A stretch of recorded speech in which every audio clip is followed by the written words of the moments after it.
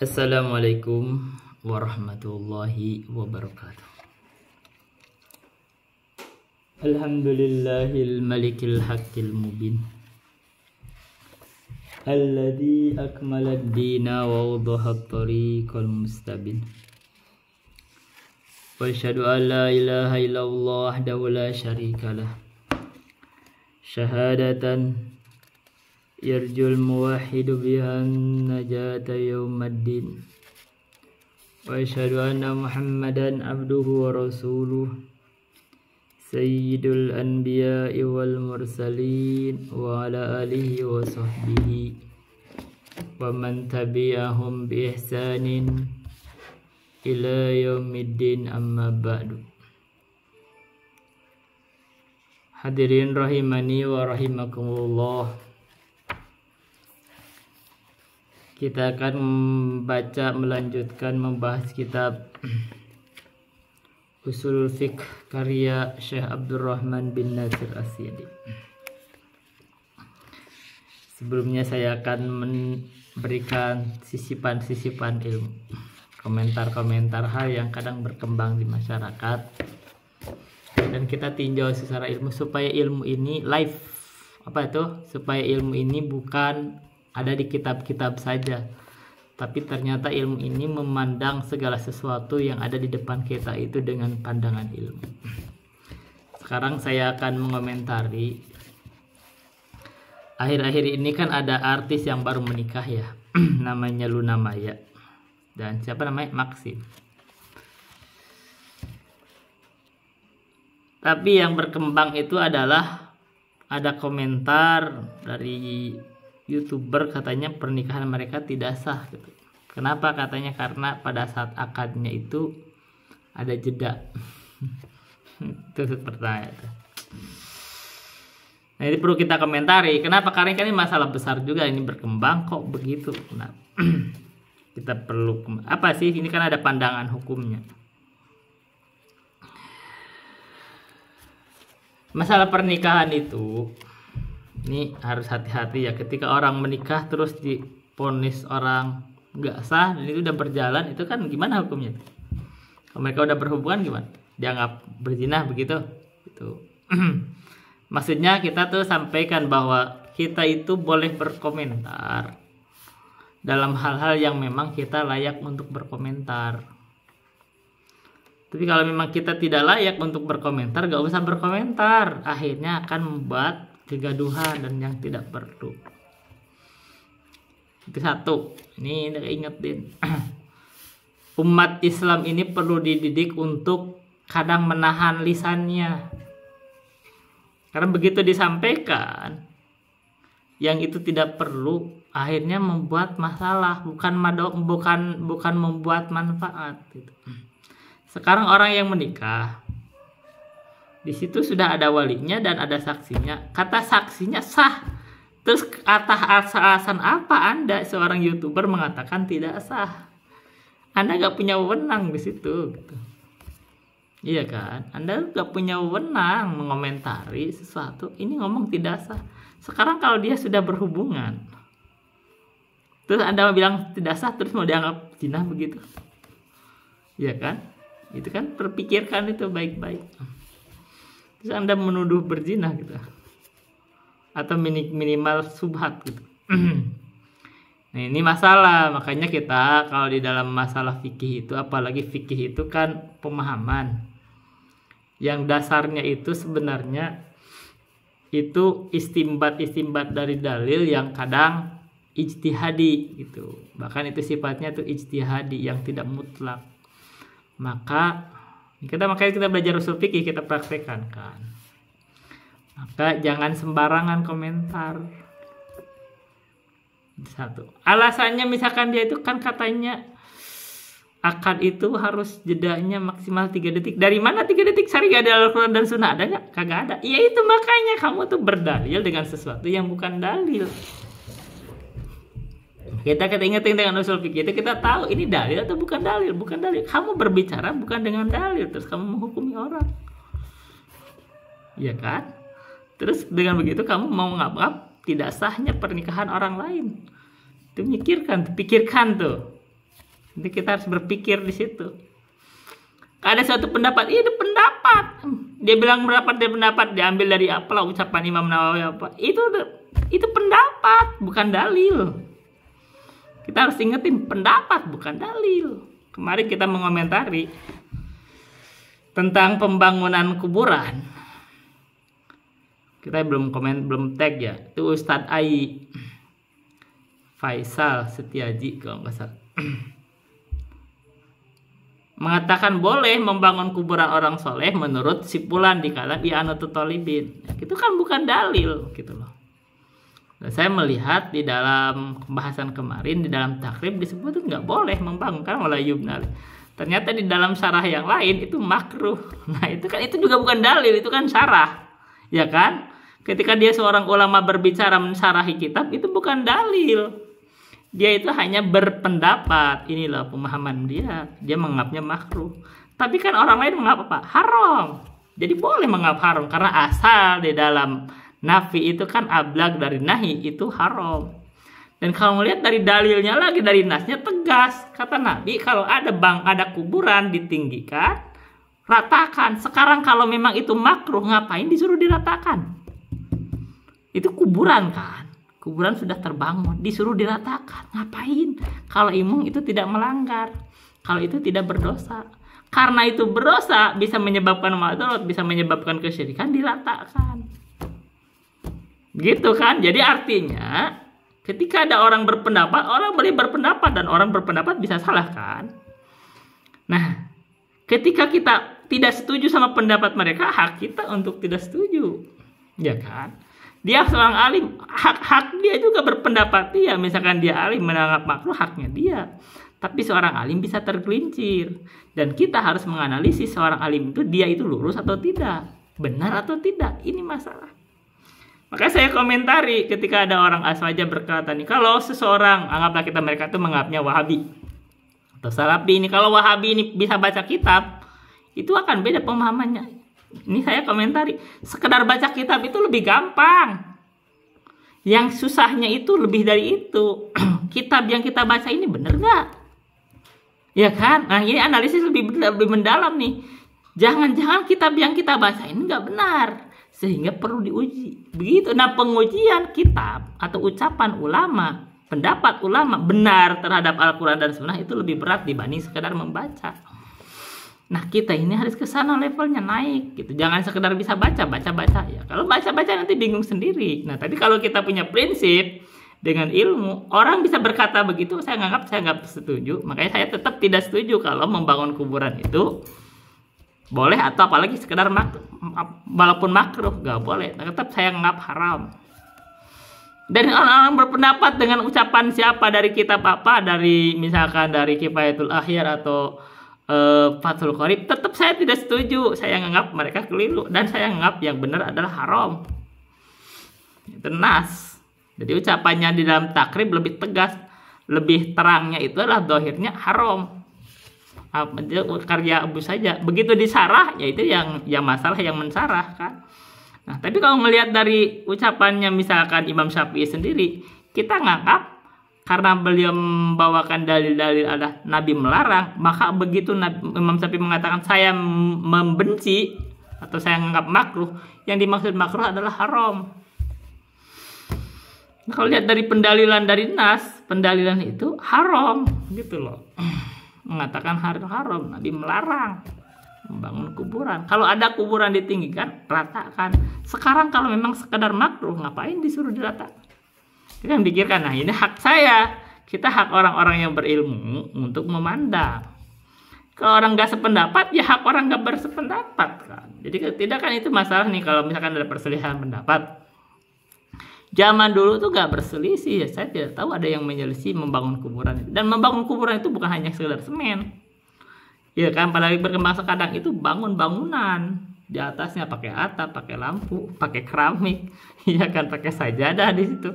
Itu banyak perkembangannya. Nah itu bisa menyebabkan sebabnya apa? Pengagungan terhadap kuburan. Ini kita kembali kepada masalah komentari terhadap pernikahannya Luna Maya sama si Maxim itu. Ketika dia mengomentari, dia tidak sah pikirkan itu baik-baik. Anda punya hak gak di situ?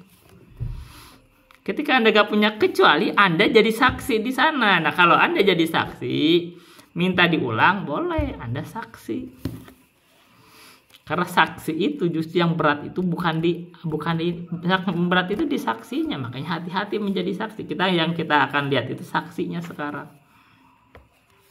Yang kita akan kejar itu di saksinya. Nah, sekarang ini banyak orang itu menganggap ringan untuk menjadi saksi itu, padahal dia saksi itu dia akan mengatakan sah. Artinya harus ketika dia dibangkitkan, dipertemukan, berjumpa dengan Allah, akan diri kamu apa alasannya menganggap sah, kan itu. Nah, sekarang nih kalau seorang orang itu asalnya itu haram, asalnya itu adalah berzina, terus orang berkata sah, ini kepikir gak itu? Terpikir gak? Iya, yang berat itu saksinya. Kamu udah ngomong sah kok. Ya udah, itu yang ditunjuk saksi, bukan komentar YouTuber, ya kan? Bukan komentar YouTuber, yang itu saksi itu loh. Nah, dia mengatakan sah. Nah, saksi itu berat. Nah, yang kita kejar itu saksinya sekarang. Sekarang ini banyak orang yang menganggap rendah atau menganggap sepele masalah persaksian. Ya, ini masalahnya kita lihat. Kayaknya kok artis atau apa jadi saksi.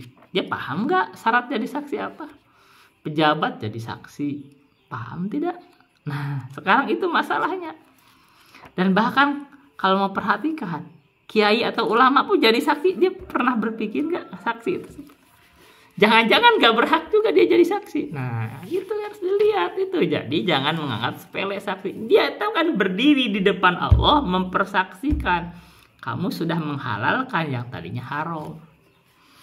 Nah, kalau begitu orang tuh khawatir tuh jadi saksi. Saya tuh belum pernah saya jadi saksi perkawinan. Dan saya cenderung enggan-engganan.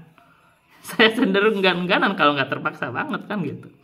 Tapi ini harus tahu, kita ini kalau begitu menjadi saksi harus sadar diri. Ini kita kan nih udah sah, udah memenuhi syarat tidak untuk jadi saksi. Kalau tidak, nanti yang nggak sah itu menyebabkan tidak sahnya pernikahan itu dari saksinya. Arahnya dari saksi, bisa jadi menyebabkan tidak sah karena saksinya tidak memenuhi syarat. Tapi kalau dia maksain, nanti saksinya nanti di akhirat akan bertanggung jawab. Nah, ini saksinya yang kita lihat, ya kan? Saksinya itu kita kan pernah bahas kemarin di dalam bab pernikahan.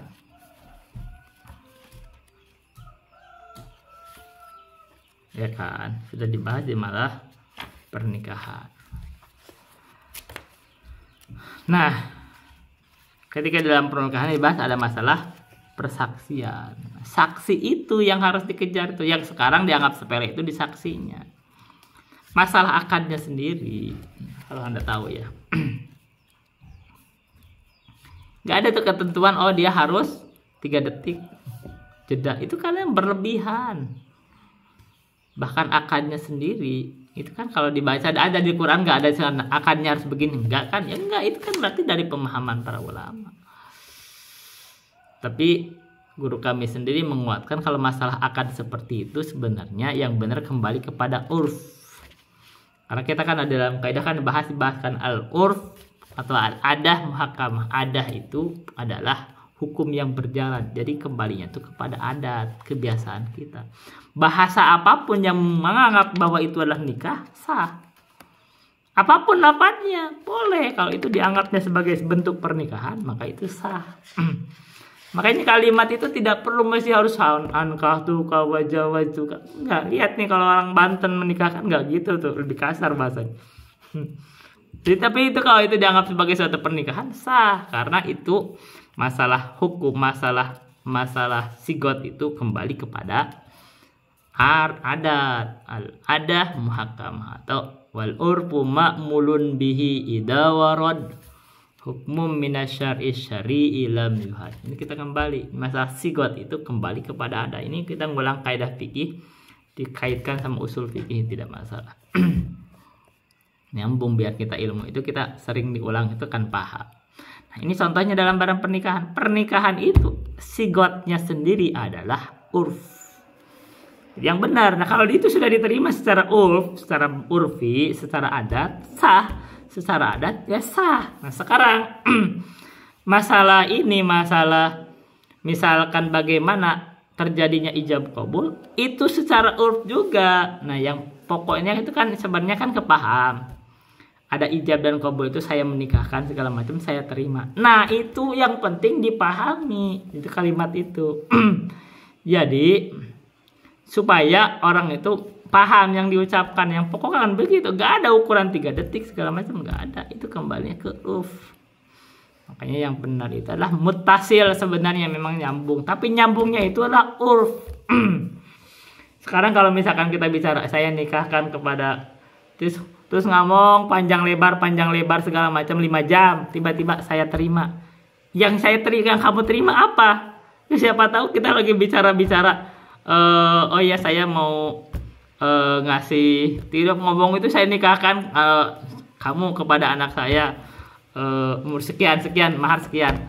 Terus habis itu dia gak langsung saya terima, dia langsung jawab, kita habis ngobrol segala macem. Oh terus bilang saya mau kasih kamu 8 jam 5 jam ngobrol, tiba-tiba ngomong saya kasih sama kamu itu tuh mau nggak saya kasih cincin. Oh saya terima.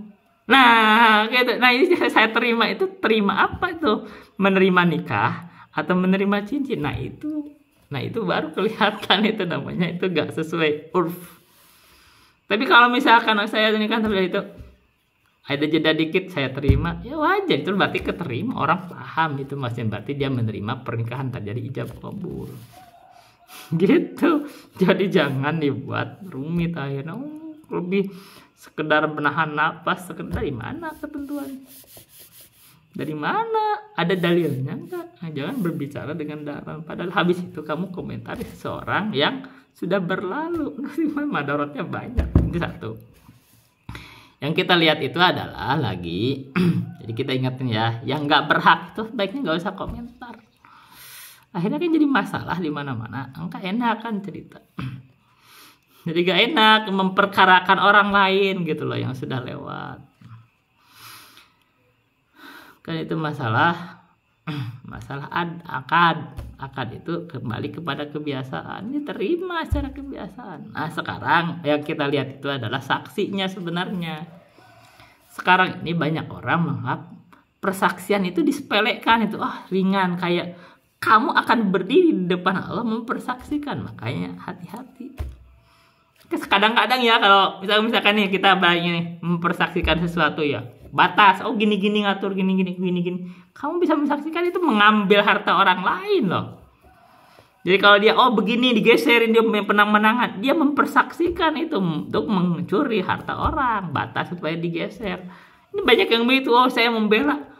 Kamu membela yang gak benar, itu artinya kalau saksi itu harus adil gitu. Itu misalkan batas, saya saksi ini. Kalau saya ngebela dia, ngebela?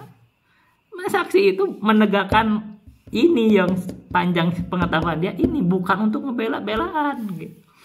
Ini juga masalah pernikahan, masalah besar, karena yang tadinya haram jadi halal, kamu persaksikan. Kamu harus paham itu, ini benar halal, menikahnya sah, segala macam gitu.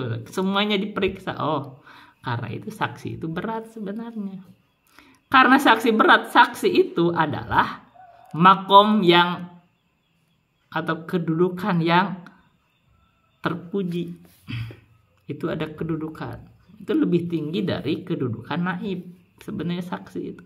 Naib itu tidak menjadikan dia sah atau tidak. Dia hanya mencatat. Tapi saksi itu memastikan sah atau tidak. Nah, saksi itu harus hati-hati. Nah, karena saksi itu penting, saksi itu harus apa? Harus diperiksa. Saksi itu harus diperiksa syarat-syaratnya. Sekarang begini, saya baca sekarang saksi.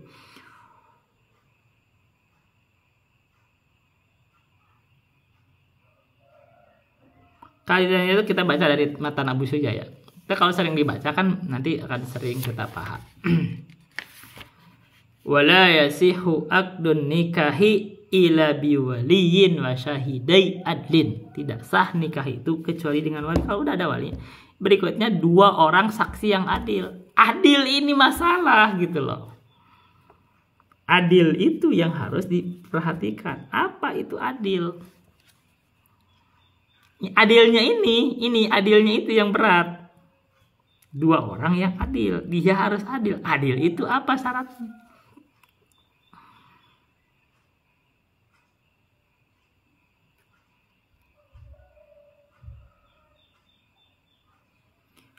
Wa yabtaqirul waliyyu wasyahidani ila sittati syara'it. Wali dan saksi itu dia butuh 6 syarat. Al-islamu wal bulugu wal aqlu wal hurriyatu wa dzukuriyat. Itu gampang itu masalah itu. Islam, oke lah. Dia biasanya sekedar Islam syahadat, oke. Dia keislaman zahir kan. Balik, berakal, merdeka, laki-laki. Yang susah itu wal adalatu, itu adilnya itu. Apa itu adil? Itu kadang-kadang jadi artis atau apa, oh saya saksi segala macam, ya kan? Adil dia tidak. Dia kalau tidak adil, tidak memenuhi syarat gimana? Ya, kalau tidak adil gimana? Sekarang pejabat yang kadang-kadang ada korupsi, ada apa, sikat-sikat harta sana harta sini, jadi saksi. Adil tidak? Adilnya itu yang harus kita lihat. Kiai, oke lah kiai kadang-kadang adil dia kiai belum tentu adil juga. Ada bantuan dari mana harusnya dibagikan, disikat sendiri, ya kan? Gimana dia adil? Kita lihat sekarang, perhatikan kan, ada cerita yang Pak Gubernur itu, ini kan siapa? Kiai kan itu, bikinlah yayasan palsu untuk menyedot APBD. Adil tidak? Itu kan mengambil harta yang tidak berhak. Sekarang kalau dikasih amanah harta gini-gini terus tidak dipakai sendiri, adil nggak? Emangnya kiai nggak ada melakukan gitu? Melakukan begitu juga banyak. Makanya kita bicara apa adanya aja, ya kan? Adil tidak? Nah itu kan gitu, kita harus mikir. Makanya ini yang berat itu di situ, saksi itu berat. Adil itu yang berat di situ. Masalah adilnya itu. Yang jelas kalau orang itu melakukan dosa besar, itu bukan orang adil. Iya kan? Orang ini kalau diperhatikan di bab itu aja, di bab orang yang berdosa, misalkan pernah berdosa atau sering berdosa, itu nggak adil itu artinya. Oh ini banyak berdostanya, hati-hati. Banyak berdusta, orang banyak maksiat. Bahkan dosa kecil aja kalau dia terus-terusan, itu nggak adil itu. Ya kan, nggak adil. Nah ini sekarang masuk gak di situ adil itu? Apalagi melakukan dosa besar. Dia melakukan dosa besar, misalkan harta orang diambil. Misalkan ada bantuan. Bantuan itu kan harusnya dibagikan, diamanahin sama dia, terus dia dibagikan. Adil tidak? Itu khawatir mikir, ada gak gitu? Ada kayak gitu? Ada. Banyak ada kita cerita dengar gitu. Nah sekarang bagaimana gitu kalau merasa gampang begitu? Oh iya, ya bukan karena simbol sebagai kiai aja, adilnya itu loh. Kadang-kadang kiai pun nggak adil juga. Kadang-kadang begitu tadi, dapat amanah harta segala macam nggak dibagiin, dipakai sendiri. Berarti kagak adil kan? Lah sekarang begini gimana? Nah sekarang ini ada kemungkinan kalau sudut pandang yang berat. Ketika pernikahan itu justru yang masalah itu di saksinya. Kalau pernikahan itu nggak sah, ada kemungkinan dari sudut saksi. Karena saksinya nggak adil. Nah ini masalah. Nah, ketika dia ngomong sah, nih kamu juga bilang tidak. Jadi yang berat itu pertama adalah saksinya. Yang berikutnya saksi itu mengatakan sah. Akhirnya dia nganggap sah aja. Nanti di akhirat gitu berat. Nah ini, jadi kalau begitu, ini adalah saksi, itulah makom yang terhormat. Dan harusnya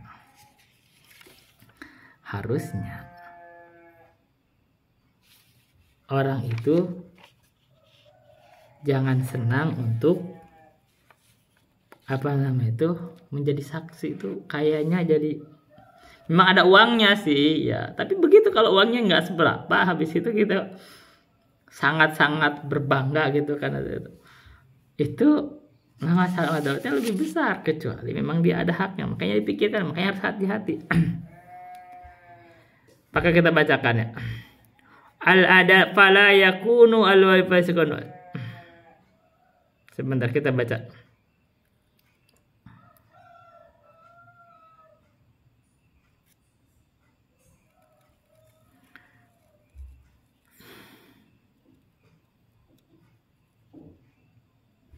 Dan memang kalau di dalam Fathul Qorib itu terlalu singkat sebenarnya.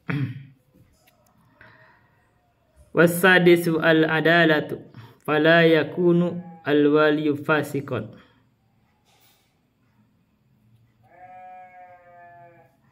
Ya, bukan hanya wali, saksi itu gak boleh untuk dia itu orang yang fasik. Sekarang fasik itu apa? Nah, kita bicara fasik itu gak boleh itu.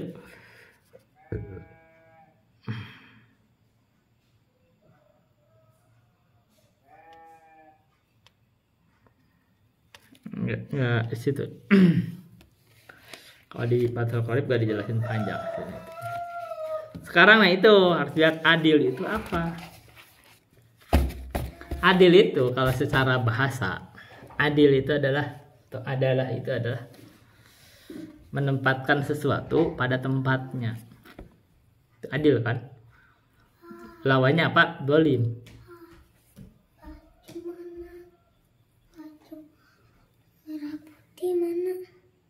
Oke, kita lanjutin. Nah, adil itu menempatkan sesuatu pada tempatnya. Lawannya itu adalah dolim. Jadi dolim itu dia tidak menempatkan sesuatu pada tempat. Dan adalah itu kalau di dalam syarat contoh aja di bab misalkan rawi aja, misalkan di alur hadis itu adalah dia itu adalah orang yang itu termasuk muslim, itulah adalah juga masih minimal kan muslim. Jelas kalau pendusta bukan adalah, bukan adil, artinya orang berdusta. Ya, kadang mau berdusta gitu kan. Kalau orang mau diajak berdusta kan kadang-kadang nggak adil juga. Nggak adil, ini diajak berdusta demi kepentingan gini-gini, ya berarti nggak adil. Karena kamu bisa berdusta. Orang yang mertakibul kabair, orang yang melaksanakan dosa besar, itu bukan orang adil. Karena berarti tidak menempatkan sesuatu pada tempatnya, kan dosa kan harus dihindari. Dan orang yang terus-terusan di dalam dosa kecil, kalau dosa kecil tapi terus-terusan, bukan adil juga. Harus hati-hati. Nah ini keadilan ini yang harus diperhatikan. Kalau begitu, kalau kita mau menikah itu yang dicari itu saksi sebenarnya. Saksinya siapa yang adil? Jangan sembarangan asal tunjuk-tunjuk saksi. Khawatirnya begitu. Khawatirnya tidak sahnya itu justru dari sudut saksi. Sekarang begitu, dan itu saksi itu kan sulit juga. Mencarinya artinya sulit. Artinya kalau kita membayar saksi boleh, pantas.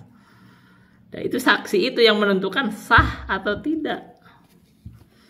Itu saksi itu. Jadi kalau saksi bilang sah, ya udah sah, kamu nggak ada urusan. Kenapa kamu nanya komentar-komentar orang udah dipersaksikan orang lain, dia tanggung jawab depan Allah. Ya kan. Jadi saksi hatinya. Sekarang ini jangan capek jadi saksi itu. Oh, saya belum ada uangnya, saya mau jadi saksi. Misal, ternyata kamu nggak berhak juga di situ. Makanya saksi itu adalah makom atau kedudukan yang mulia di sisi syariat. Karena dia itu yang menghukumi itu adalah sah atau tidak. Ini saksi itu masalah di segala hal, itu saksi, makanya cari saksi yang adil. Dan artinya keadilan ini adalah berharga di dalam syariat itu. Orang yang adil itu dia itu gak mau membenarkan yang salah dan menyalahkan yang benar. Orang adil kan dia akan menyampaikan apa adanya. Dan tentu saja orang adilnya harus berilmu. Iya kan, harus berilmu. Kalau menjadi saksi misalkan artis atau apa yang gak punya keilmuan segala macam, Sah, kata dia. Kamu memutuskan sah tidak tanpa ilmu. Kita hati-hati. Nabi bersabda, idza wasidal amru ila ghairi ahlihi fantadirisa. Ini adalah bab ahlinya itu adalah siapa ahlinya? Ini orang yang paham tentang hukum-hukum. Gitu. Jadi artinya ini adalah satu hal yang kita perlu perbaiki. Jangan sembarangan itu masalah-masalah ini mentang-mentang dia sahabat dekat segala macam saksinya sama. Enggak gitu. Ini ada syaratnya saksi. Yang kita kejar itu di saksinya justru. Kalau masalah naib lebih gampang. Kan cuma mencatat doang. Wali lebih mudah. Wali kan yang penting dia keluarganya. Gitu sih sebenarnya. Tapi saksi ini lebih berat. Jadi kalau saksi lebih berat, wajar ini kalau perlu dibuat klasifikasi khusus. Itu harus diteliti itu. Kalau mau sebenarnya kita meneliti orang yang pantas menjadi saksi itu kalau orang itu banyak dusta, misalkan jangan dijadiin saksi.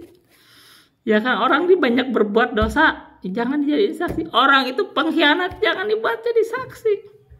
Yakin orang nilep bisa kita dikasih amanah harusnya dikambalin malah ditilep sendiri, jangan jadi saksi. Nah, sekarang mubtadi ahli bid'ah saksi pantas jadi saksi. Nah sekarang apalagi kebid'ahnya dalam akidah pantas jadi lebih berat lagi itu sebenarnya. Ya. Ini berbuat bid'ah mubtadi itu pantas jadi saksi. Nah itu kalau konteks itu kan berat di situ. Sekarang gimana kalau hidup di lingkungan yang sebenarnya kebid'ahan mendominasi? Yang dianggap benar itu adalah keliru. Nah, sekarang bagaimana kalau pandangannya begitu? Nah, itu akan berat. Tapi ini sebenarnya upaya kita menganalisis dan kita perlu menghargai atau perlu mencari orang-orang yang layak untuk jadi saksi. Dan supaya kita sendiri kaum muslimin menjaga diri supaya kita itu layak untuk menjadi saksi-saksi gitu di tengah manusia itu. Saksi itu kedudukan yang berharga. Dalam segala hal itu saksi semua diperintahkan. Dalam masalah apa saksi lagi. Dalam umroh aja, dalam haji ketika orang misalkan melakukan pembunuhan, misalkan yang dibunuh itu adalah hewan buruan, itu saksi itu menentukan. Jadi saksi ini di dalam agama itu kedudukan yang besar. Baik, itu aja yang bisa saya tambahkan. Kita akan baca lanjutkan. Faslun fil kitabi wa sunnati wa dilalatihima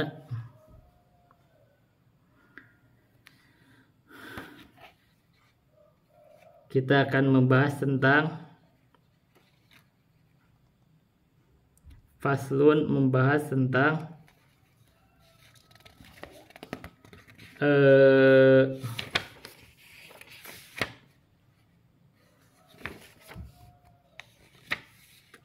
tentang Al-Quran dan Sunnah wadilalatuhuma dan pendalilan Al-Quran dan Sunnah.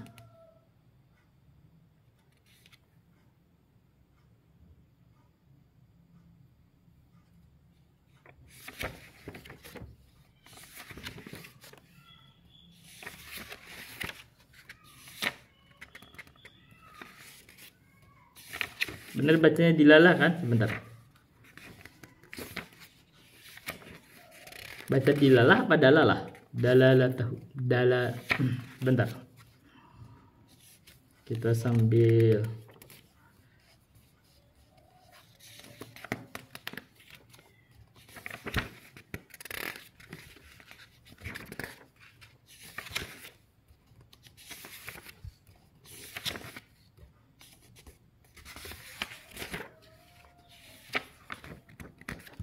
dalla yadullu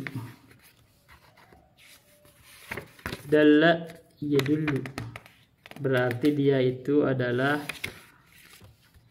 mudha'af ya. Dalala asal dalala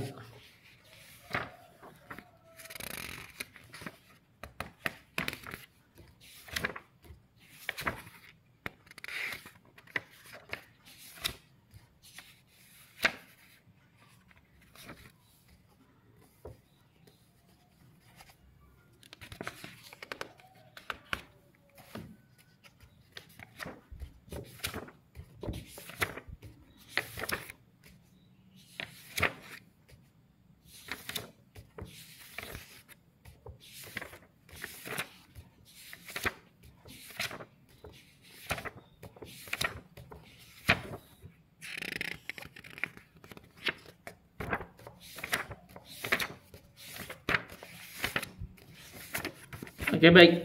Kita sementara kita baca dilalatahuma. Emang biasanya baca begitu. Tapi saya dala sebenarnya dalla yadullu dilalatan gitulah. Jadi masdar dilalatan.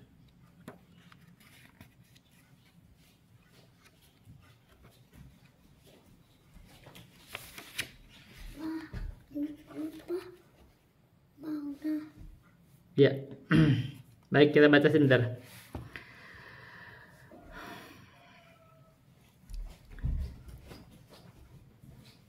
Dzakara al-muallifu fi hadzal fasli ad-dalil al-awwala wa huwa al-kitab. Di musannif ini menyebutkan dalil yang pertama yaitu Alkitab, yaitu Al-Qur'an.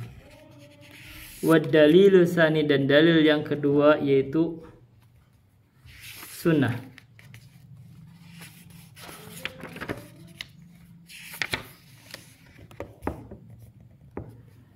Ya, baik. Ammal kitabu fahuwa hadal Qur'anul azimu.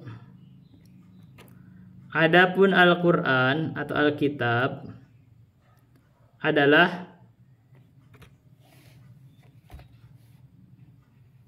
Al-Qur'an al-azim, Qur'an al-azim.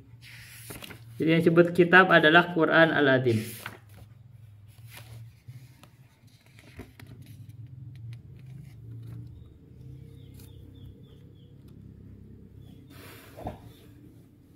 Ya, dalla, kita ada di sini dalla, kita baca tuh.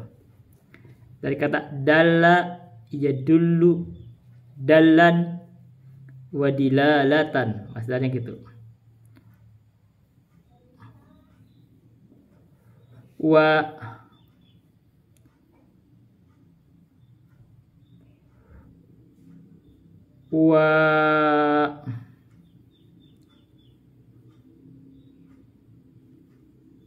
Wa dalalan,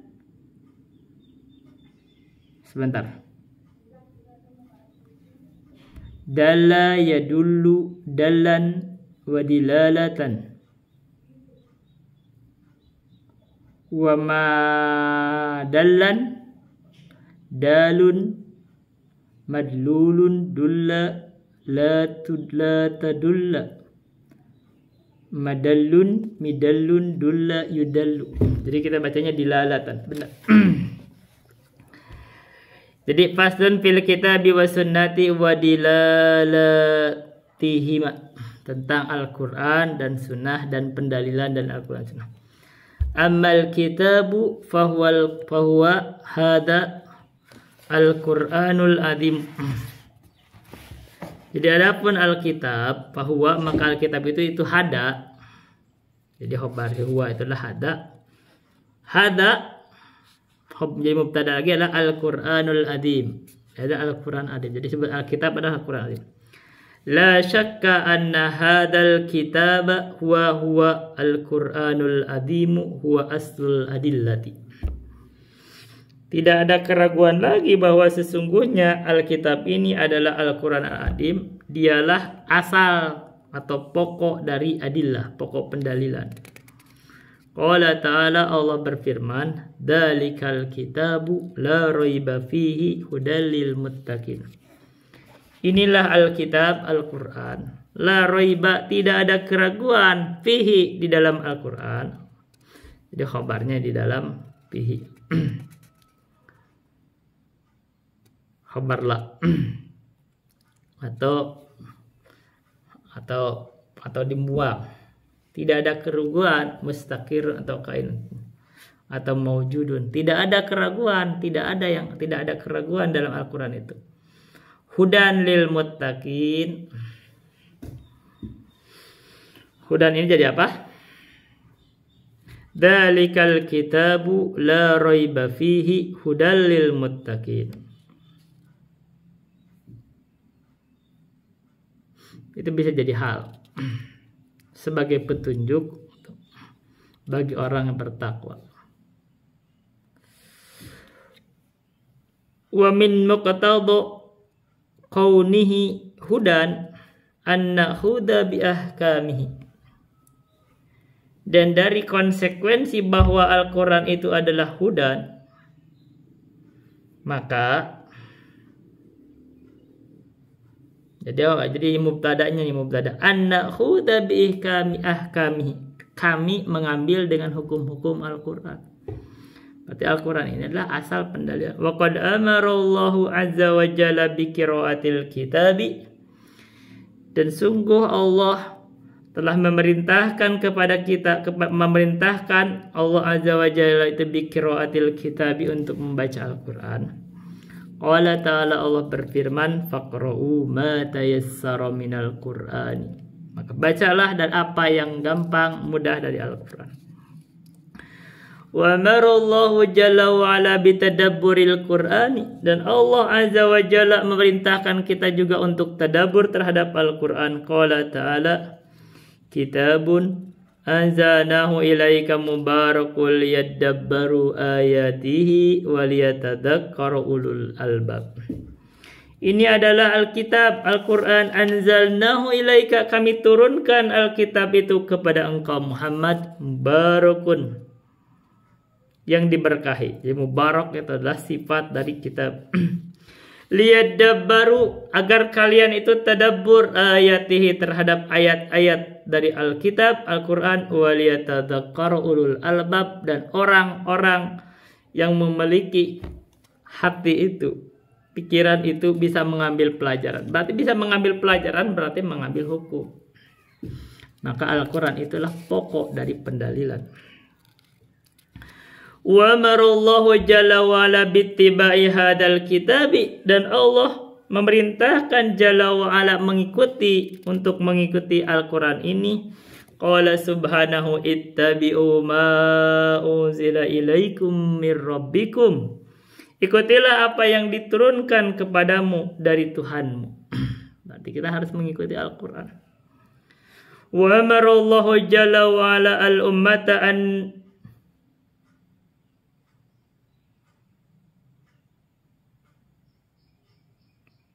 an yujada fiha man yahfadul Qur'ana kama fi qoulihi ta'ala. Dan Allah memerintahkan jalla wa ala terhadap umat, supaya ada di dalam umat ini orang yang menjaga Al-Quran, kama fi qoulihi ta'ala, fi qouli jalla wa ala, sebagaimana dalam firman Allah, bal huwa ayatum bayyinatum fi suduril ladina utul ilma, bahkan itu adalah ayat-ayat yang jelas di dalam dadanya orang-orang yang berilmu. Maka ada perintah untuk menghafal Al-Quran, disimpan di dalam dada-dadanya orang yang berilmu. Qala Nabi sallallahu alaihi wasallam, innal ladzi laisa fi jawfihi syai'un minal Qur'ani kal baitil kharibi, sesungguhnya orang yang di dalam jawfihi, di dalam dirinya aja, dalam rongganya itu tidak ada sesuatu pun dari Al-Quran. Jadi sesuatu itu sedikit, bahkan tidak hafal Al-Fatihah lah misalkan. Minal Qur'ani, dari Al-Quran itu, kal baitil kharibi, seperti apa? Rumah yang al-kharib. Apa al-kharib itu?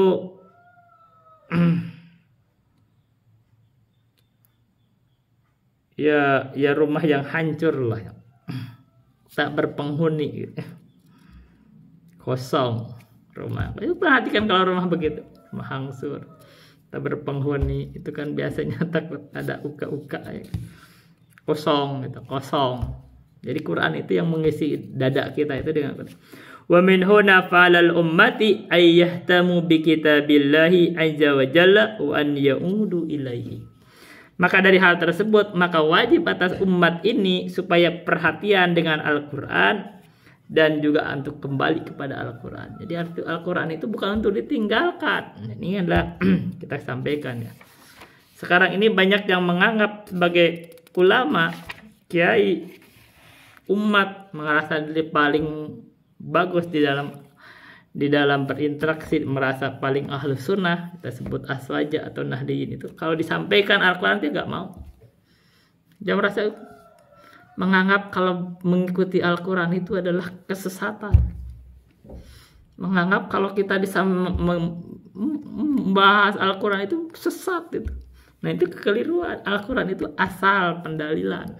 Jadi kalau kita ingatkan dengan Al-Quran, kita ingatin kaum aswaja, mereka tuh baca Al-Quran, jadikan Al-Quran itu sumber pendalilan.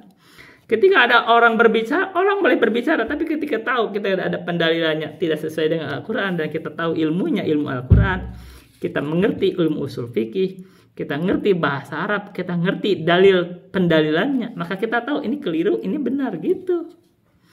Jadi kita jangan sekedar, boleh ulama itu boleh berpendapat apapun, tapi kita nilai, ini penilaian. Begitu kita akan tahu, kalau orang berilmu akan tahu nih siapa yang benar dan salah. Jadi jangan berkata kalau mengikuti Al-Quran sesat. Lalu gitu, apa yang harus diikuti? Kalau kita orang yang mengikuti Al-Quran akan sesat, terus siapa yang mengikuti? Siapa yang benar gitu loh. Bahkan ini Al-Quran ini dijaga oleh Allah. Allah berfirman, Inna nahnu nazzalna dzikra wa inna lahu lahafidz. Justru ini keutamaan umat Islam, Al-Quran dijaga. Umat lain, umat Kristiani, umat Yahudi, mereka mau mengikuti kitabnya udah dirubah. Bagaimana? Al-Quran enggak gitu ini. Jadi kalau orang ada tergelincir terjauh, balik lagi, ini enggak pas gitu loh. Gitu juga dengan sunnah. Makanya ketika saya misalkan kemarin ada orang berpendapat bahwa membangun kuburan itu sekedar makruh, saya bawakan lagi pendalilan dari hadis, itu menyimpang, keliru. Yang benarnya itu haram.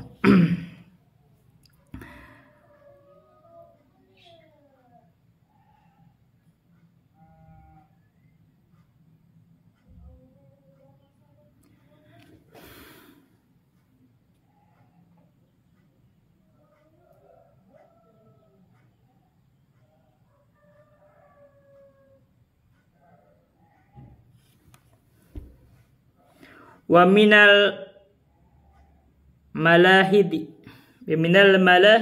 anna ba'dhan nasi fi istinbatil ahkami yahtamu bis sunnati wa yarji'u ilaiha wa yansir ruju'a ilal kitabi wa qad yakunu fi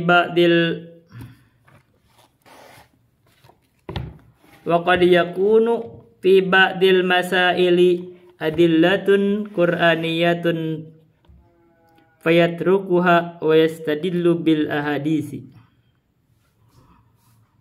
wal faqihu la yajuzu lahu an yandura fi mas'alatin hatta ya'rifa jami'al adillatil waridati fiha minal kitabi wa sunnati li'annahu qad yakunu ba'daha mukhassisan li umumi ba'diha al-akhari wa nasikhan lahu ala ma sayati. Gitu. Ini kalau kalimatnya malahidi. Ini saya ragu bacanya itu.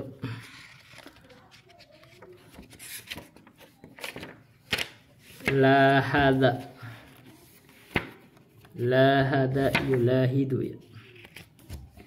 Berarti dari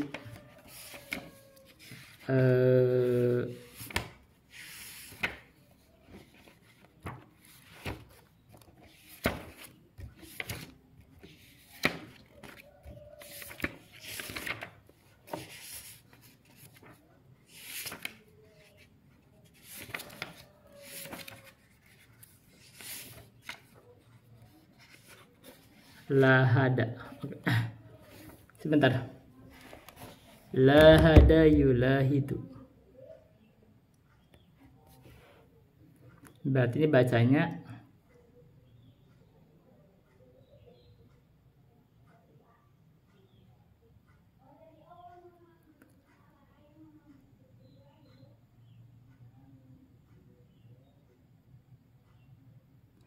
mungkin mulahadi. Sama dengan tidak. Jadi tempat ya, isim, mungkin jadi tempat ya, tempat ya, isim jam, isim makan. Wa minal mulahadi, dari tempat masalah, maksudnya tempat kekeliruan, tempat kekeliruan tempat kekeliruan maksudnya. Anna ba'dhan nasi, bahwa sebagian manusia itu fistinbatil ahkami, di dalam mengambil hukum itu, yahtamu bisunnati, perhatian terhadap sunnah, wa yarji'u ilaiha, dan kembali kepada sunnah, wa yansir ruju'a ilal kitabi, tapi dia lupa untuk mengembalikan kepada Al-Quran. Wa qad yakunu fi ba'dil masaili, dan kadang-kadang terjadi dalam sebagian masalah itu ada adillatun qur'aniyatun, ayat pendalilan dari Quran.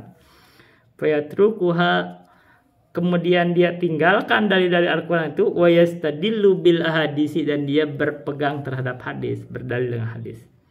Wal faqihu, dan orang faqih itu la yajuzu lahu an yandura fi masalatin, tidak boleh bagi dia itu melihat masalah itu hatta ya'rifa jami'al adillatil waridati, sampai dia melihat seluruh pendalilan yang ada fiha, di dalam masalah, minal kitab wa sunnah, dari Al-Quran dan Sunnah. Jadi kalau kita menghukumi hukum masalah itu, dia harus melihat pendalilan dari seluruh masalah. Seluruh dalil itu harus dikumpulin, jangan hanya dari satu gitu.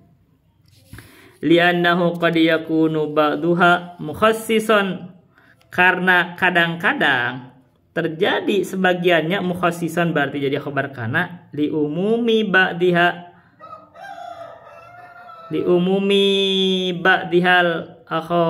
akhara, karena keumuman sebagiannya yang lain. Umumil ba'dal akhari, karena sebagian yang lain. Jadi maksudnya kadang-kadang ada satu dalil itu mengkhususkan dari dalil yang lain yang umum.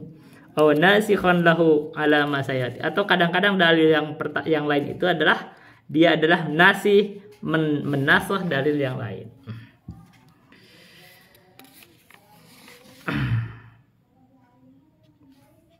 Ini banyak. Nanti kita akan jeda dulu sebentar. Kita akan lanjutkan. Jadi kita ini kan sekarang sedang praktek baca kitab. Saya belum baca sebelumnya. Guru saya juga belum bacain kitab ini secara per huruf, per lafaz.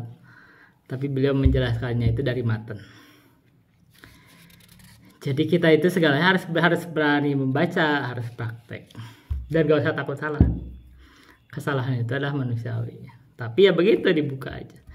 Kalau makna kadang kita bisa buka dengan kamus ya. Ini saya kamus gak pegang. Kamus saya dipegang sama anak saya sekarang. Mau gimana pesantren. Biasanya saya buka di laptop, di handphone. Apa yang lagi dipakai aja nggak buka. Jadi tapi bisa didekatkan dengan konteks. Tapi kalau bacaan yang perlu ditasrif, nah kalau salah baca nanti kan kelihatan. Jadi lebih bagus dibuka di tasrif. Buku kami itu punya buku yang bagus di dalam tasrif itu. Ini yang bagusnya di tasrifnya. Jadi praktekkan. Kita akan baca aja. Lanjutin baca. Jadi intinya, kadang orang itu keliru juga ketika memahami, misalkan mengambil pendalilan itu hanya berpegang dengan hadis, tidak memperhatikan Quran. Karena kadang ada pendalilan dari Al-Quran. Kalau kita perhatikan di ulumul Quran, saya termasuk memperdalam ulumul Quran karena bahkan saya hafal dari Az-Zamzami. Di ulumul Quran itu ada makhusso minhu bis sunnah. Ada Al-Quran itu dikhususkan dengan sunnah. Tapi bahkan ada juga makhusso bihi minas sunnati.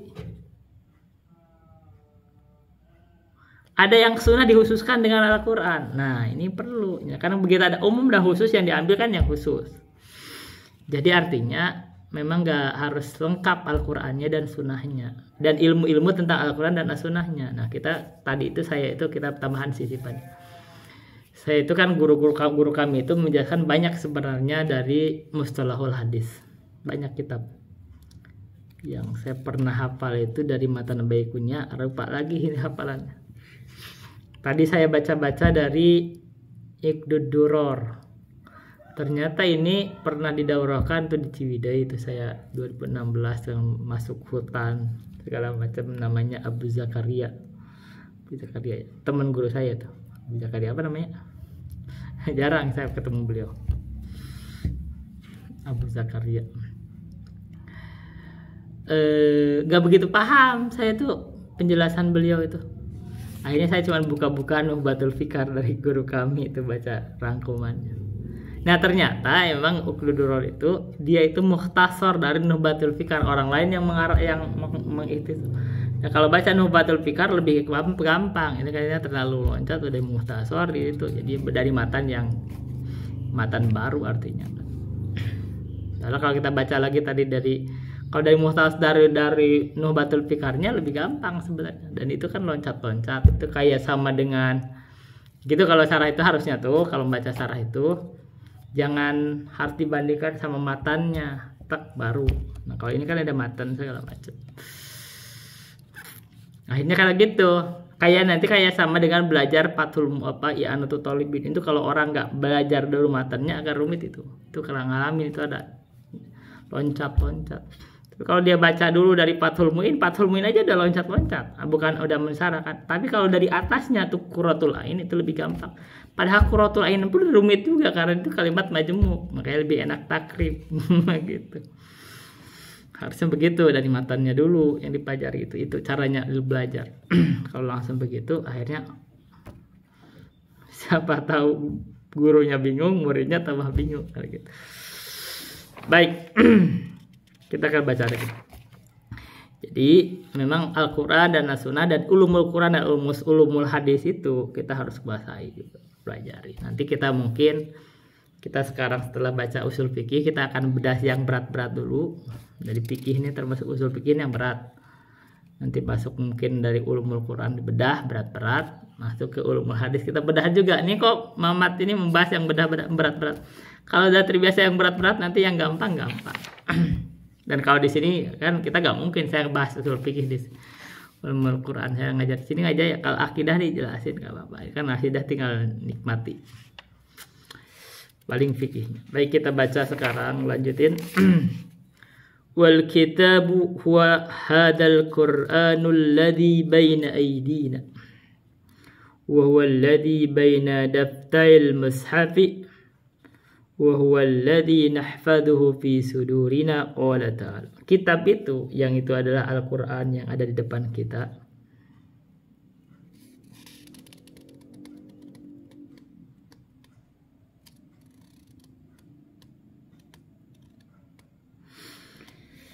Dan itulah Al-Quran yang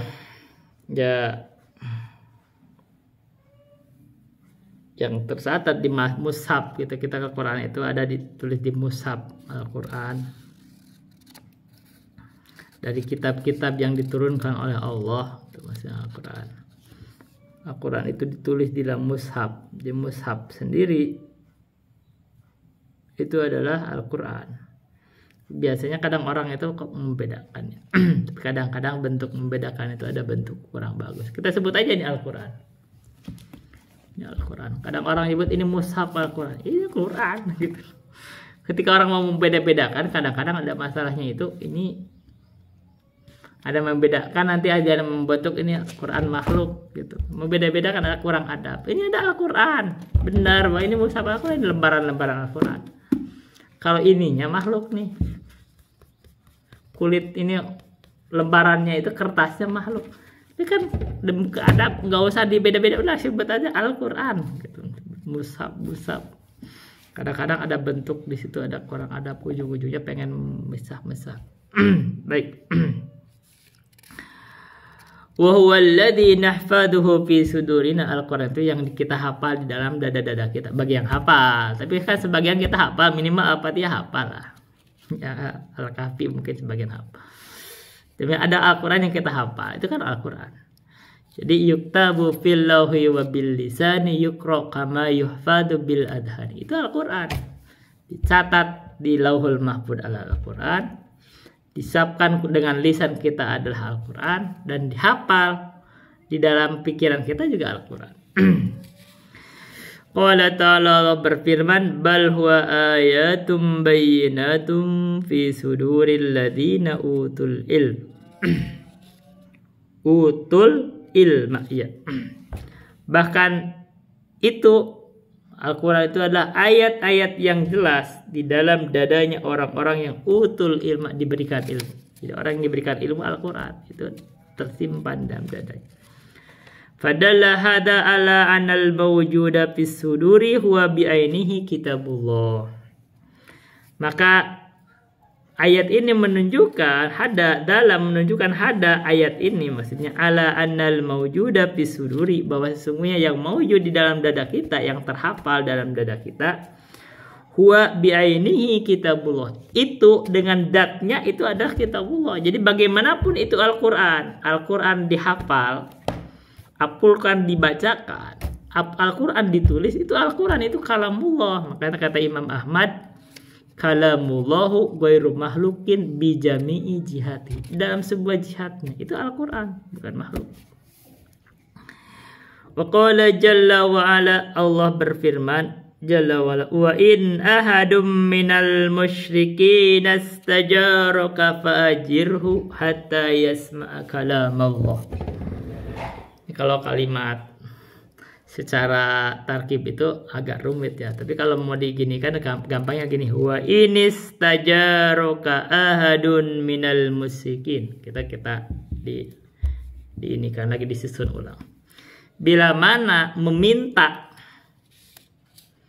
meminta untuk perlindungan siapa? Ahadun, salah seorang dari kaum musyrikin itu, fa'ajirhu, berikan perlindungan bagi dia.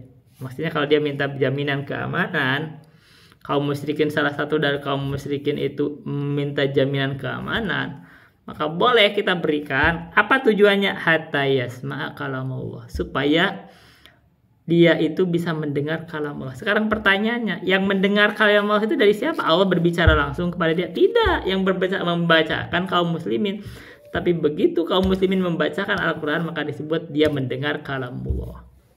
Kenapa? Karena kalam yang kita bacakan itu hakikat asalnya Allah yang mengatakannya gitu. Itu dinisbatkan ke Allah. Bukan ucapan kita. Maka disebut qala Allah. Walaupun saya berbicara alhamdulillahirabbil alamin, itu bukan ucapan saya. Itu ucapan Allah. Saya hanya membacakan begitu. Fadalla hada ala anal Qur'ana sifatun min sifatillah. Maka ayat ini menunjukkan bahwa sesungguhnya Al-Quran itulah sifat dari sifat Allah. Panjang.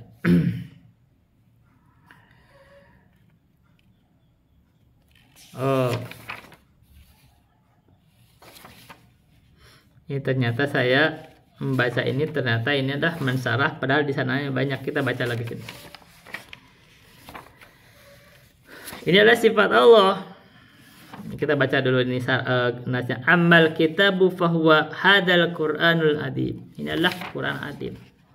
Kalamu Rabbil alamin. Itu adalah kalamnya Rabbil alamin. Itu firman Allah. Makanya disebut ini adalah, ayat ini menunjukkan bahwa Al-Quran itu kalamu Rabbil alamin.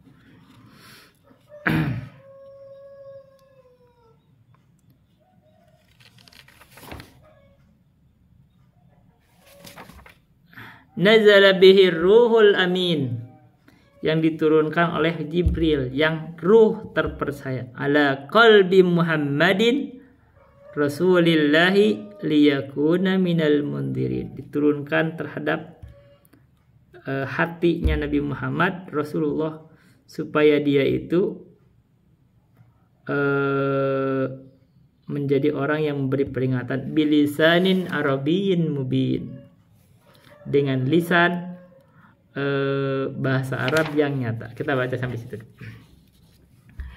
Jadi dengan ayat itu, wa in ahadun minal musyrikin astajaraka fajirhu hatta yasma kalamullah, maka ayat ini menunjukkan bahwa sesungguhnya Al-Quran itu sifat dari sifat Allah. Kata disebut kalamullah, kalamullah itulah sifat Allah. Kalam, al-kalam, kalamullah sifat Allah. Nah, Al-Quran itulah sifat dari sifat Allah. Wa annahu kalamu rabbil injati wal jalali, dan sesungguhnya Al-Quran itulah kalam atau ucapannya Rabb yang maha izzah, maha kuat dan maha agung. Wa anna allaha qad takallama bihi haqiqatan, dan sesungguhnya Allah itu berbicara dengan Al-Quran itu hakikatan, nyata, jelas, nyata. Jadi Allah berbicara. Nah, ini diingkari oleh ahlul kalam. Mereka itu mengatakan Allah itu tidak berbicara secara hakikat. Jadi Allah berbicara dengan Al-Quran itu dibacakan, didengar oleh Jibril. Nah, sekarang Jibril itu membacakan juga kepada Nabi Muhammad, didengar oleh Nabi Muhammad. Didengar dengan telinganya Nabi Muhammad. Dihafal di dada Nabi Muhammad. Berarti Al-Quran ada huruf, ada hurufnya. Ya, alif, ba, ta, sa, ada hurufnya. Nah, ini diingkari oleh ahlul kalam. Al-Quran gak ada hurufnya. Terus ini apa? Ada huruf-hurufnya. Alif, lam, mim. Itu ada hurufnya. Makanya kata Nabi kalau alif, lam, mim itu disebut 3 huruf dari Al-Quran, bukan 1 huruf. Berarti Al-Quran itu ada hurufnya. Ada suaranya nggak? Ada suaranya. Kalau kita baca Al-Quran ada suaranya nggak? Ada suaranya. Suara kita. Tapi yang dibaca itu Al-Kalamullah. Katanya al-sautu sautul qori wal kalamu kalamul bari. Kata suaranya suara kita, tapi yang diucapkan oleh kita itu adalah kalam Allah. Maka Allah berbicara dengan suara. Jadi Allah itu berbicara dengan suara, membacakan Al-Quran, didengar oleh Jibril.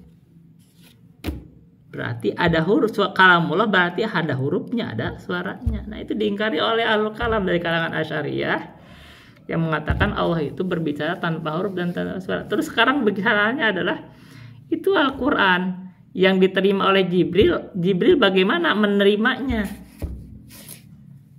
Karena harus tahu itu. Sekarang kalau begitu gimana menerimanya? Terus gimana? Allah tidak berbicara dengan huruf dan suara, nggak ada suaranya. Berarti Jibril tidak mendengar kan dari Allah. Terus itu kalam siapa? Nah, itu kan akan bingung sendiri. Setelah itu ketika Jibril menyampaikan kepada Nabi Muhammad gimana mendengarnya? Kok bisa Muhammad tidak membacakan? Oh gini. Nah, itu kan begitu. Nah, kalau itu hanya kalamun nafs atau ibarat Allah hanya berbicara itu dipakai kenapa? Bedanya nanti apa dengan ayat dengan hadis Al-Qudsi? Al-Qudsi itu adalah kalamullah tapi ibaratnya dari Nabi Muhammad. Bedanya apa kalau begitu? Sementara ayat hadis Qudsi itu tidak boleh dibaca sholat. Itu kan kita dengarkan bingung sendiri. Sekarang bedanya apa Quran dengan hadis Qudsi? Hadis Qudsi bukan Quran walaupun asalnya dari Allah. Allah itu dia itu diibaratkannya oleh Nabi Muhammad. Nah, sekarang bedanya apa kalau begitu? Kalau Allah berbicara tidak dengan huruf dan suara, Jibril tidak mendengar, terus Jibril ngomong itu dari siapa itu? Atau Jibril baca Lauhul Mahfuz gitu, di Lauhul Mahfuz ditulis terus tiba-tiba ngomong gitu. Itu kalam Jibril. Berarti bacaan Jibril. Nah, ternyata yang benarnya, yang sahihnya adalah Allah berbicara, pembicaraannya itu ditulis juga di Lauhul Mahfuz. Allah berbicara didengar oleh Jibril. Jibril berbicara kepada Nabi Muhammad. Nabi Muhammad berbicara sebagaimana dia dengar. Itu yang ditulis oleh para sahabat dan didengar oleh para sahabat. Dan terus sampai sekarang Al-Quran kita dengar itu. Yang kita tulis, kita hafal. Begitu nyambung berarti Al-Quran itu sanadnya langsung ke Allah. Nyambung. Karena itu Al-Quran dijelaskan cara membaca. Yang benar itu cara baca Quran itu. Guru menyampaikan itu terus. Jadi kita itu belajar dari guru sampai Nabi Muhammad, sampai Jibril, sampai Allah. Jadi nyambung ke Allah. Itu lebih enak, lebih gampang. Kalau orang mengingkari kalamullah itu ada huruf dan suaranya, nanti di hari kiamat itu Allah berbicara kepada hamba. Kan Allah berbicara tuh min ghairi turjumanin, tanpa ada terjemah. Sekarang bagaimana kita berbicara dengan Allah kalau kita tidak mendengar suara Allah? Kan gak ada suaranya. Dari mana kamu berbicara? Kita berarti kalau kita berbicara sama Allah berbicara, berarti kita paham pembicaraan Allah. Ya kalau kita paham bagaimana kalau gak mendengar? Berarti kalamullah ada huruf dan suaranya. Musa ketika berbicara dengan Allah di itu Tursin mendengar, tidak mendengar. Nah kalau dia tidak mendengar dari mana? Nah kalau nggak ada huruf dan suara gak bisa mendengar. Begitu juga Nabi Muhammad ketika hijrah, ketika Mi'raj itu mendengar kalamullah. Nah, kalau nggak ada hurufnya bagaimana Nabi Muhammad mendengar? Nah, berarti kalamullah itu ada huruf dan suaranya. Ini keyakinan Ahlus Sunnah diselisihi oleh keyakinan Asy'ariyah atau kalangan dari yang mengikuti Jahm bin Safwan. Itu asalnya kan begitu. Karena kalamullah itu dari sisi mereka adalah Tidak ada huruf dan tidak ada suara, karena menurut mereka kalau ada huruf dan ada suara berarti sama dengan makhluk. Yang nggak sama juga. Sama dengan makhluk nggak sama juga, beda. Karena beda suaranya gitu loh, kayak gitu. Beda suaranya, tapi kita tuh mendengar sekarang gini. Kita bisa mendengar gak suara monyet? Mendengar. Kita bisa mendengar gak suara anjing? Mendengar. Sama gak antara monyet dan anjing? Beda. Loh, sama-sama kita dengar, beda tuh antara anjing dan monyet. Begitu.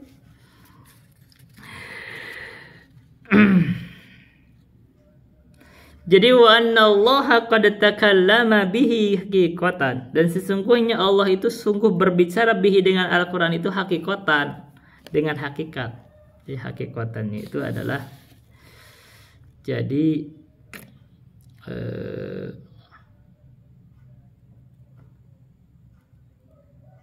berarti jadi apa, dia dalam tarkibannya jadi hal gitu, halnya. Jadi dia berbicaranya benar-benar berbicara aja hakikat. Wa anna hadzal masmu'a huwa kalamullahi hakikatan. Dan sesungguhnya yang didengar ini, dia itu adalah kalamullah.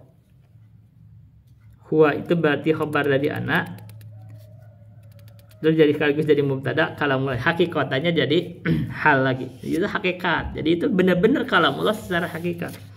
Walaisa, dan bukanlah apa?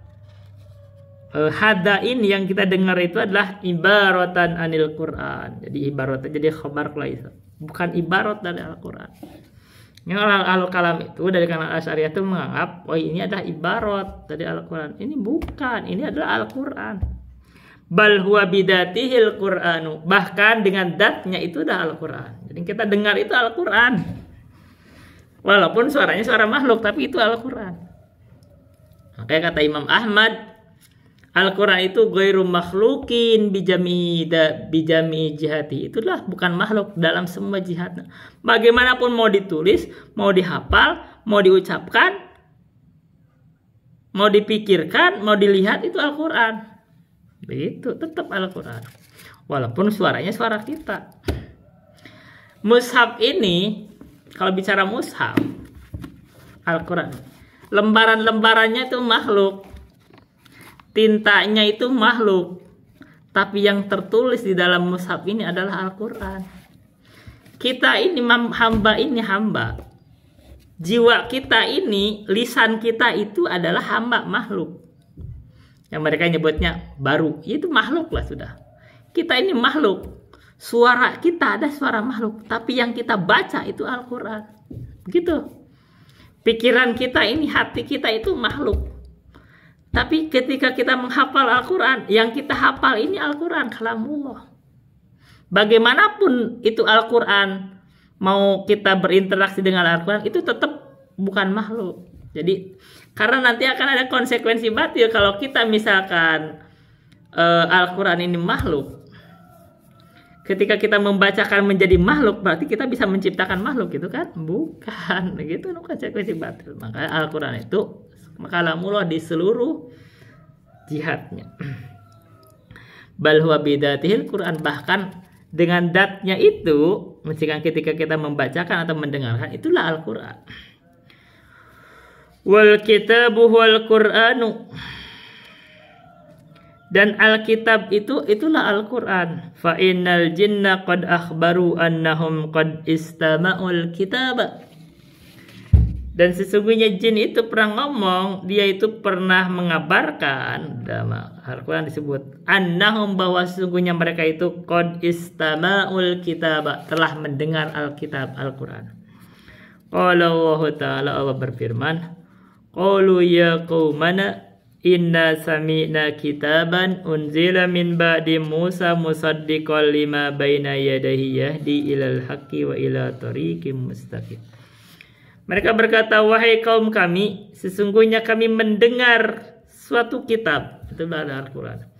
Unzila min ba'di Musa, yang kitab ini diturunkan setelah Nabi Musa, musaddiqan, itu jadi hal. Sembari membenarkan, kitab ini membenarkan lima baina yadayhi yahdi ilal haqqi wa ila tariqim mustaqim, membenarkan kitab-kitab sebelumnya, itu seperti Taurat, Injil, Zabur, itu ilal haqqi, yahdi ilal haqqi, yang kitab ini menunjukkan kepada kebenaran. Jadi gak mungkin ini Al-Quran itu membuat tersesat. Jadi kalau orang berbicara, oh kalau kamu mengikuti Al-Quran tersesat, itu pasti salah prinsip. Al-Quran gak mungkin tersesat. Yang tersesat adalah kamu. Kalau kamu salah memaham Al-Quran. Al-Quran gak bikin tersesat. Jadi kalau kita bisa memahami Al-Quran dengan ilmunya Al-Quran yang ada di para ulama sudah mengumpulkannya, gak akan tersesat. Wa ila tariqim mustaqim, dan Al-Quran itu menunjukkan kepada jalan yang lurus. Wa akhbaru annahum sami'ul Qur'anan ajaba qala ta'ala, dan mereka pun jin ini mengabarkan juga bahwa sesungguhnya mereka mendengarkan Quran yang membuat mereka takjub. Qur'anan ajaba, jadi sifat dari atau naat dari Quran. Qala ta'ala, Allah berfirman, Qul uhiya ilayya annahu istama'a nafarum minal jinni faqalu inna sami'na Qur'anan ajaba. Ucapkan Muhammad, uhiya ilayya, diwahyukan terhadap saya itu apa?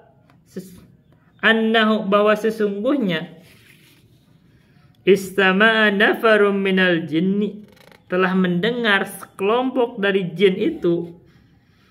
Faqalu, maka mereka berkata, inna sami'na Qur'anan ajaba, sesungguhnya kami mendengar Al-Quran yang membuat takjub, yang menakjubkan. Wabidzalika, dan karena itu, na'rifu, kami ketahui, annal kitaba wal kitab, annal Qur'ana wal kitab, Al-Quran itu adalah Alkitab. Ya, kitab yang dimaksud adalah Al-Quran. Wasawabu, dan yang benarnya, annallaha azza wa jalla yatakallamu mata sya'a, Allah itu berfirman, berkata kapan saja Allah kehendaki. Jadi kalamullah itu adalah sifat dat sekaligus sifat fi'liyah. Jadi datnya Allah berbicara, terus berbicara, dan Allah berbicara sebagaimana kehendaki. Jadi kalau Allah mau berbicara, berbicara terus.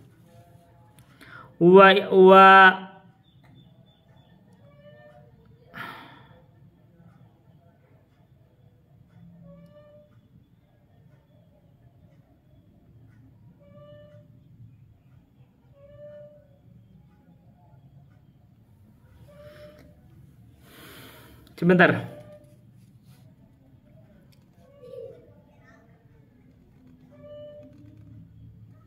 Ini ada bacanya kok aneh. Wasawabu, dan yang benarnya, annallaha azza wa jalla yatakallamu mata sya'a.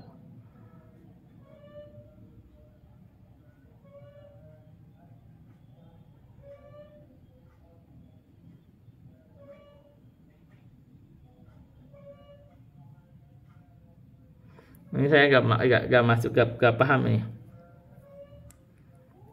Masa wa'an ahadas sifatil kalami hadisatun. Walidzalika, mungkin annya itu adalah wa'an ahada, wa'an ahada,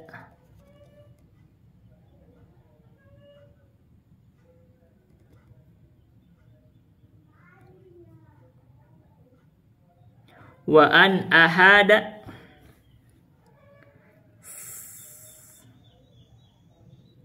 sifatul kalami hadisatan.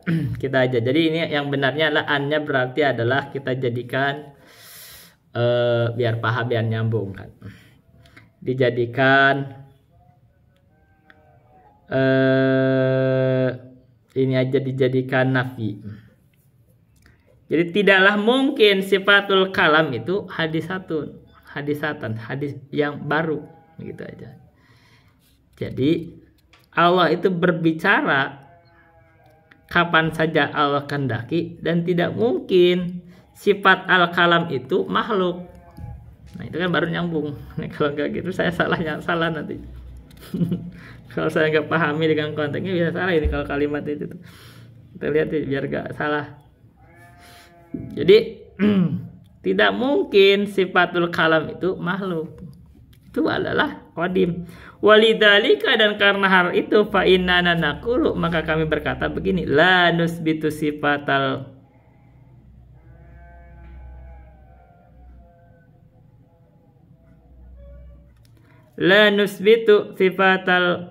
qadami lil Qur'ani, qala ta'ala ma ya'tihim min dzikrim muhdatsin min rabbim musdihin illa istama'uhu wa hum yal'abun.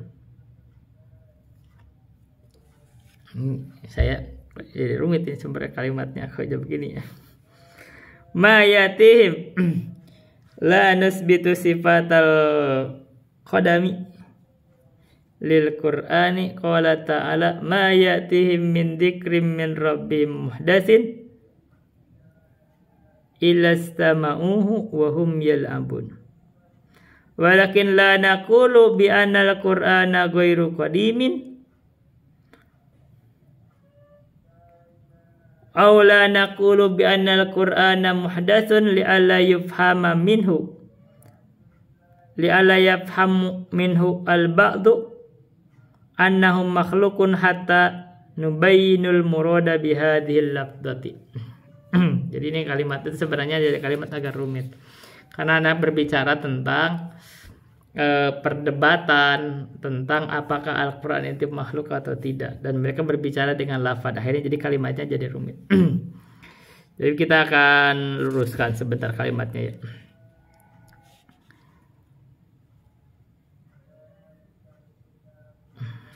Ini kalimat ini rumit, tapi kita akan bahas berdasarkan pemahaman yang kita sepakati.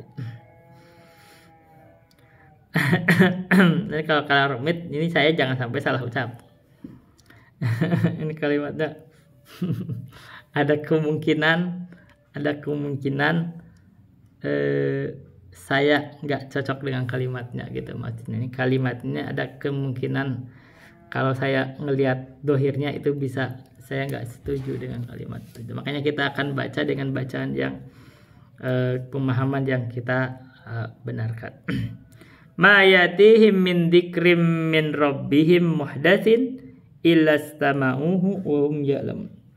Tidaklah datang kepada mereka dari dzikrin min dzikrim dari Al-Qur'an itu muhdatsin yang baru, illa istama'uhu wa hum yal'abun, kecuali mereka mendengarnya dan mereka bermain-main. Walakin la naqulu, tetapi kita tidak berkata bahwa Al-Qur'an ini tidak qadim. Ya, kita Al-Qur'an ini tidak qadim. Aula naqulu bi anna al-Qur'ana muhdatsun.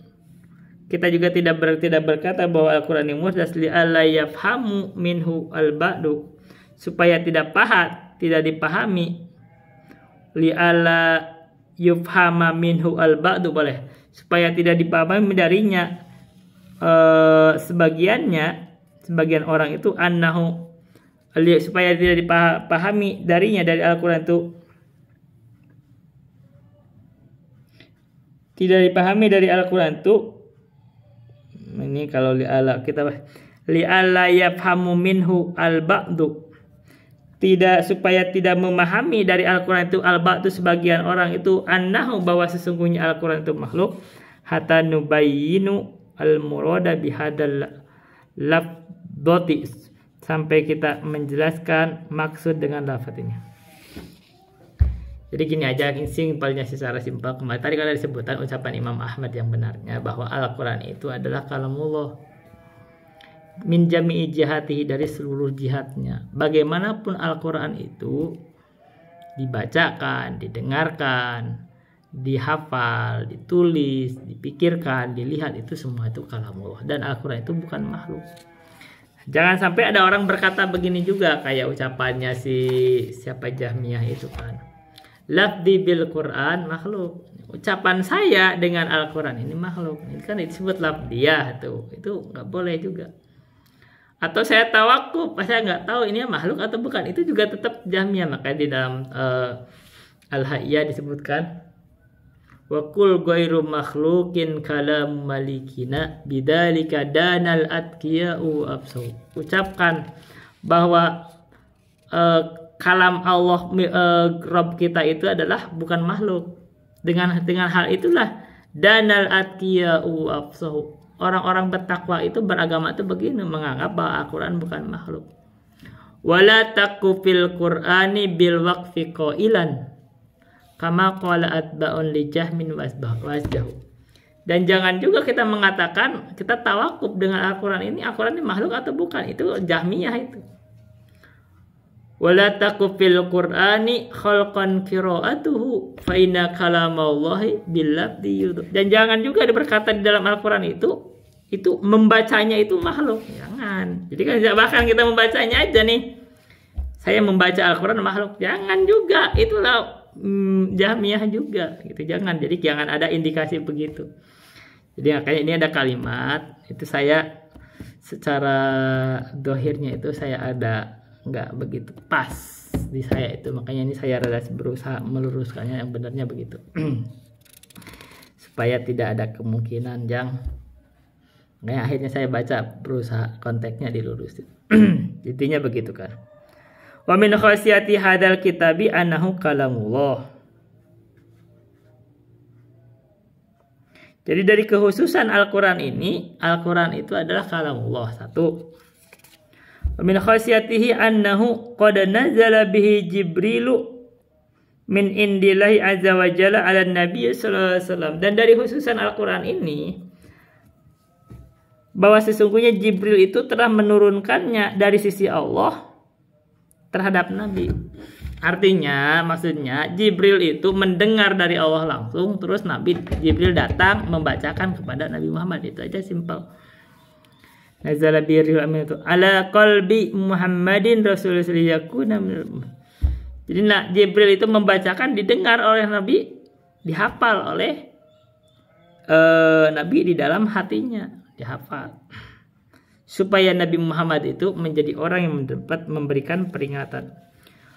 Bilisanin Arabiyyin mubin, dengan lisan Arab yang nyata. Jadi wa min khasyatihi annahu bilisanil Arab.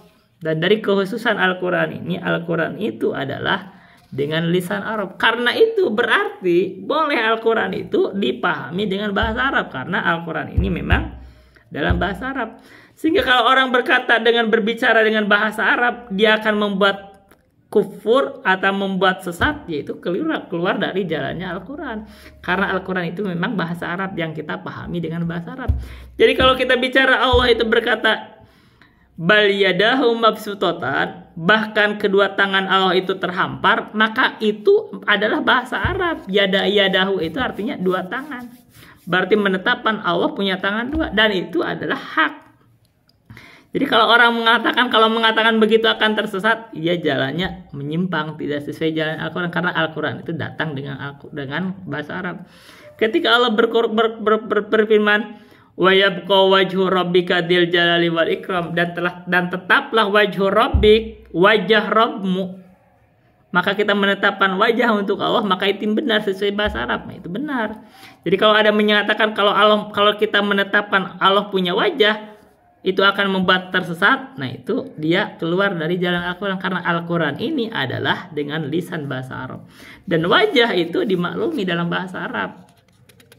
Wajhu Rabbik itu dimaklumi, itu sifat untuk Rob. Nah, udah, yang kita tidak tahu adalah kita tidak tahu bagaimana wajah Allah. Selesai, ini jalannya Al-Hadis.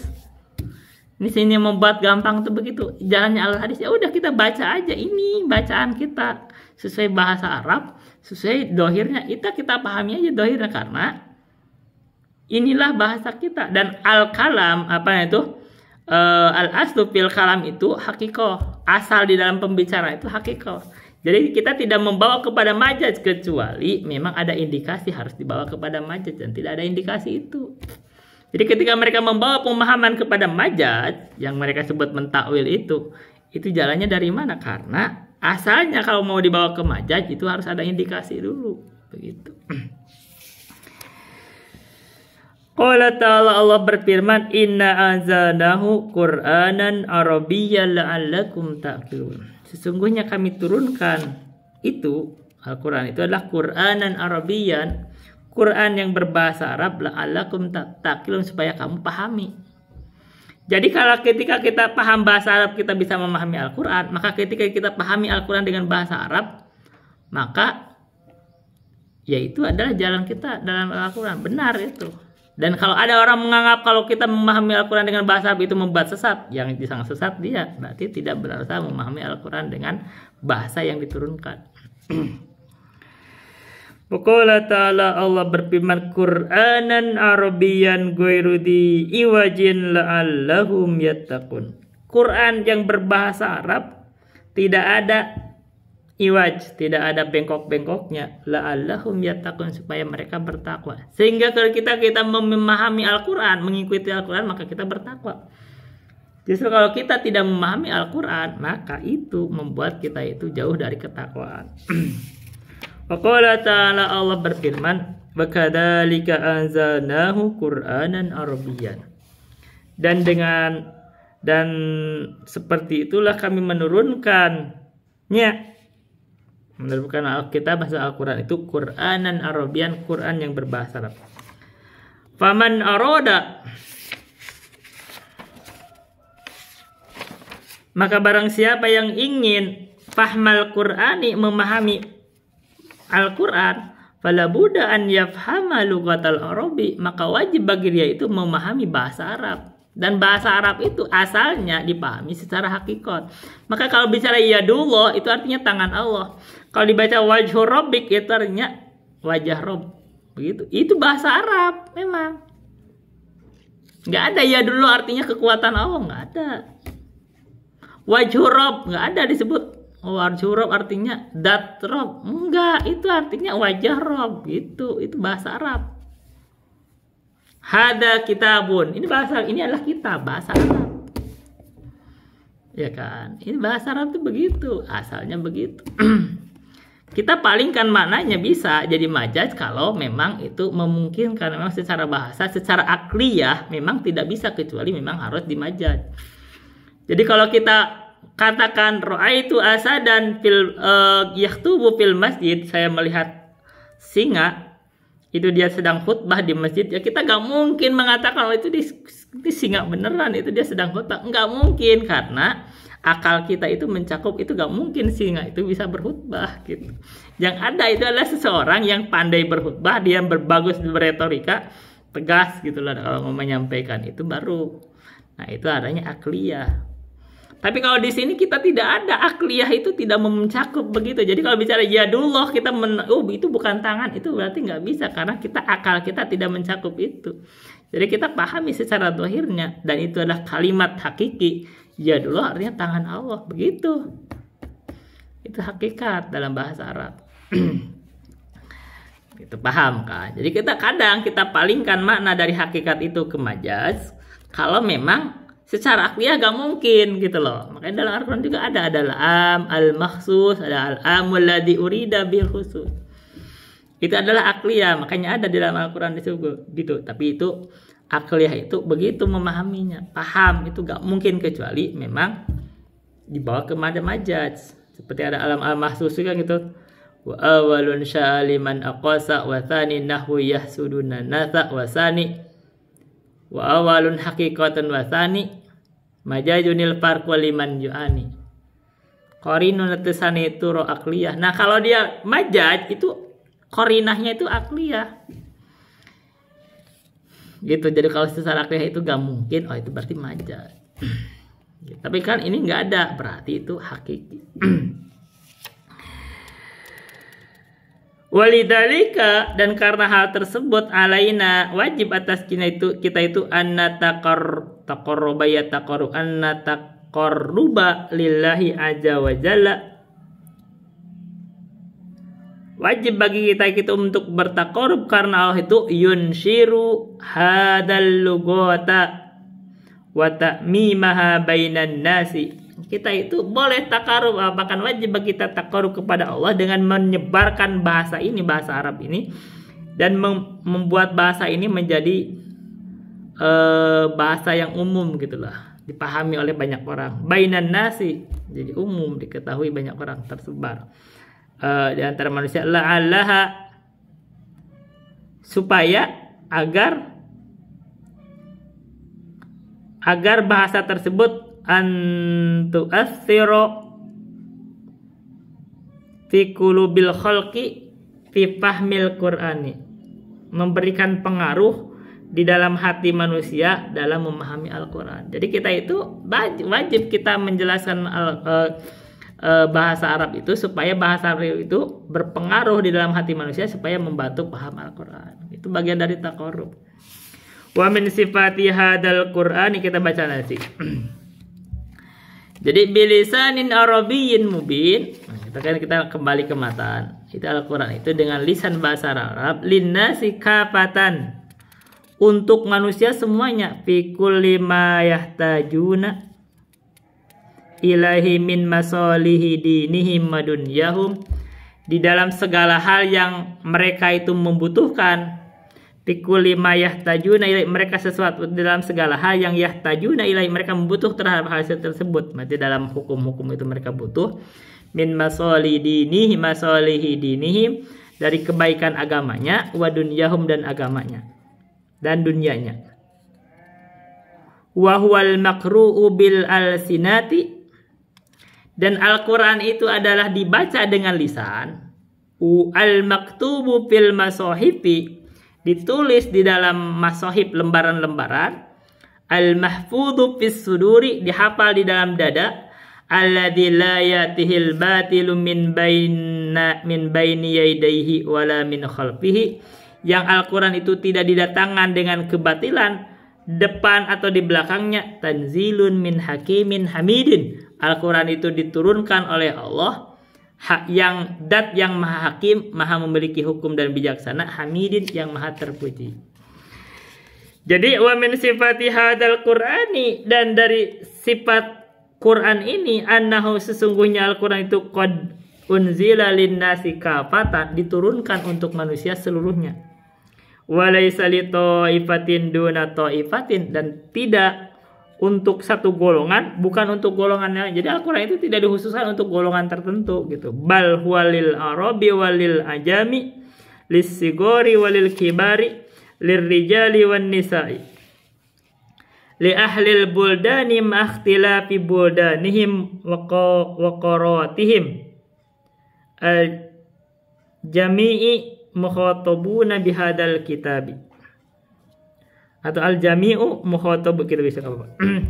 Bahkan Al-Quran ini adalah diperuntukkan untuk orang Arab dan orang selain Arab, untuk anak kecil dan orang dewasa, untuk laki-laki dan perempuan, untuk penduduk negeri-negeri bersamaan dengan perbedaan negeri-negeri mereka, waqorotim, dan kampung-kampung mereka gitu.